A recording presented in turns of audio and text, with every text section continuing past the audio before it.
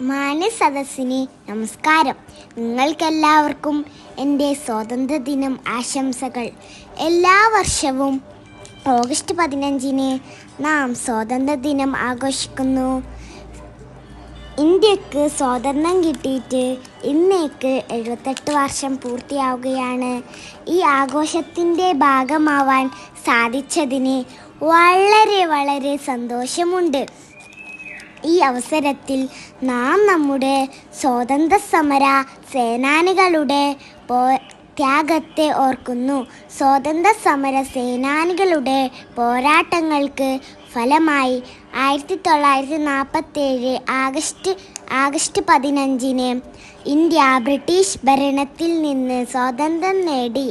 ഈ അവസരത്തിൽ മഹാത്മാഗാന്ധി, ജവഹർലാൽ നെഹ്റു, സുഭാഷ് ചന്ദ്ര ബോസ്, സർദാർ വല്ലഭായ് പട്ടേൽ തുടങ്ങിയ നേതാക്കൾക്ക് പ്രണാമം അർപ്പിച്ചുകൊണ്ട് എൻ്റെ വാക്കുകൾ നിർത്തുന്നു.